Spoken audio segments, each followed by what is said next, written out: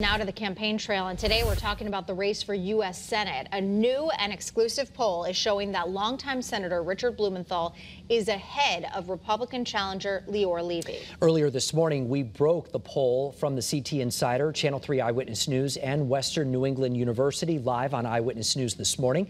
Dan Haar with Hearst, Connecticut Media is joining us now in the newsroom, breaking down what it all means for both candidates. Dan, good to see you again. I want to ask you first, are you surprised by these results?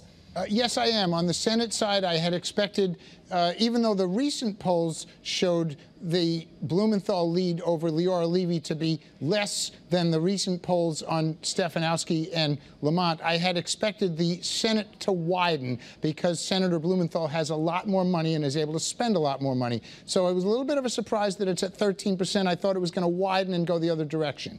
I still have a sense that Leora Levy has a tougher row to hoe than Bob Stefanowski in overcoming these numbers.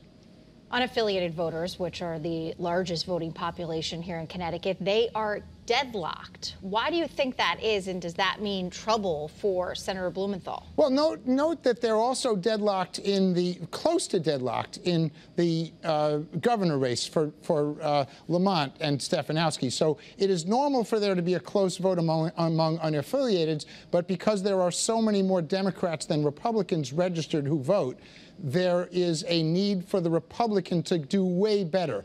And I'm not surprised, but it's for two different reasons that Leora Levy and Bob Stefanowski are deadlocked on those. As for Blumenthal, yes. In answer to your question, yes. Blumenthal is not a strong candidate for a second term, now seeking a third term U.S. Senator. He should be stronger than this. He shouldn't be at 46% approval. He should be at 56%. Well, and he is everywhere. He seems to be all the time. He's always doing something. Yes, there are 6 Dick Blumenthals. Yes. What does Leora Levy have to do, perhaps, to kind of close the gap?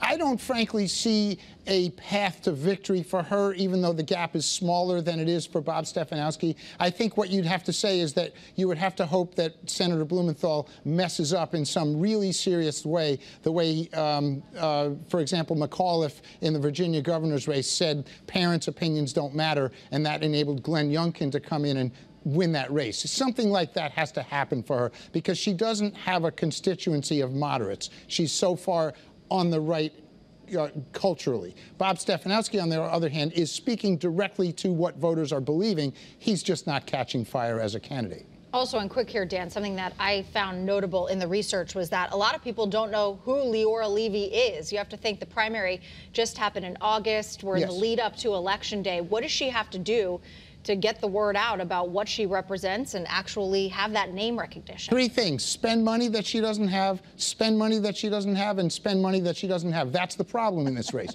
She had enough money to beat Themis Claridis in the primary. She does not have enough money to go against an $8 million financed incumbent U.S. Senator with a majority party backing her. Notably, she's only getting 32% of women. And Bob Stefanowski's number for women, 32%. You would think she would get more because she's a woman. Well, it's interesting. We will see. Dan Haar, good to see you. Thank you Great to be very here. much. By the way, there's the numbers right there. If you want to take a closer look, we have all of it posted right now, including the results from yesterday's poll, which focused on the race for governor. You can find all that on the Channel 3 app. Yeah, it's fascinating. We'll see you soon, Dan. Thank you. Great to be here.